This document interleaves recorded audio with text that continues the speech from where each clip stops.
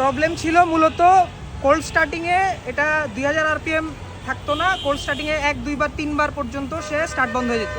3 বারের পরে এটা পিক আপ দিলে তখন সে 2000-এ মানে স্টেবল হইতো এবং জ্যামের ভিতরে 1 নাম্বার 2 নাম্বার আরপিএম গিয়ারে যখন আমি পিক আপ দিতাম তখন সে একটা সাউন্ড করে ব্যাড সাউন্ড করে বন্ধ হয়ে যেত এবং আপনার গর্ত বা হচ্ছে আপনার স্পিড ব্রেকার এগুলো ক্রস করার সময়ও আপনার যখন আমি ক্রস করতাম পিক আপ দিতাম 2 নাম্বার 1 নাম্বার গিয়ারে পিক আপ দিলেই বন্ধ হয়ে যেত।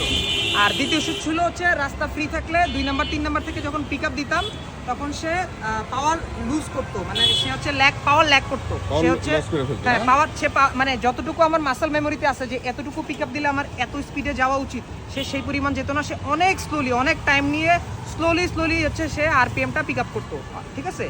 আর ইনিশিয়ালি স্টার্টিংয়ে সে মিসফায়ার করতো, আপনার ব্যাকফায়ার করতো এবং বিকট সাউন্ড করতো এবং মাঝে মধ্যেই হচ্ছে আপনার ইঞ্জিনের সাউন্ড করে বন্ধ হয়ে যেত, ঠিক আছে। এই ইস্যুগুলো পাইছি।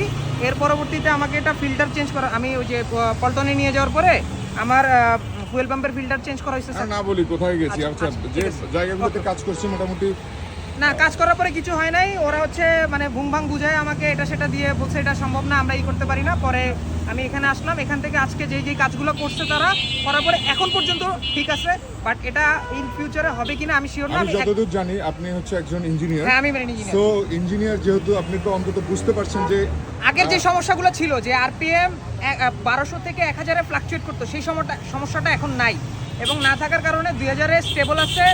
আইডিয়ালে বলেন হচ্ছে আপনার আমি ক্লাচ ধরলে 1 নাম্বার গিয়ারে বলেন আরপিএমটা স্টেবল আছে, যার কারণে সে বন্ধ হচ্ছে না। আপাতত এখন পর্যন্ত বন্ধ হচ্ছে না। আমি টেস্ট ড্রাইভ দিয়ে আসছি, এখন দেখতেছি যে এই ধরনের ইস্যু নাই, পাওয়ার ল্যাগের ইস্যুটাও নাই, মানে পিক আপ দিলে পাওয়ার ল্যাগ করতেছে না, ব্যাকফায়ারটা করতেছে না এখন, ঠিক আছে। এখন যে কাজগুলো করা হয়েছে ব্যাকফায়ার করতেছে না, আলহামদুলিল্লাহ।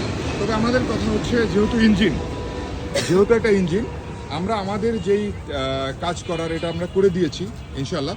তো আমরা ফলো আপে রাখবো, যেহেতু আপনি বেশ কয়টা জায়গায় কাজ করিয়েছেন অলরেডি, 2-3টা মনে হয় সার্ভিস সেন্টারে কাজ করিয়েছেন। নাম না বলি 2-3টা সার্ভিস সেন্টারে আপনি করেছেন। তো আমাদের এখানে এসে আমরা করে দিয়েছি।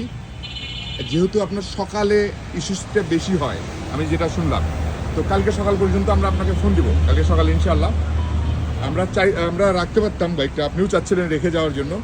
যেহেতু আপনিই প্রবলেমটা পেয়েছেন, তো আপনি যেহেতু চালালে যদি প্রবলেম হয় একটু কালকে পর্যন্ত আমাকে টাইম দিতে হবে। আচ্ছা ঠিক আছে। Thank you so much.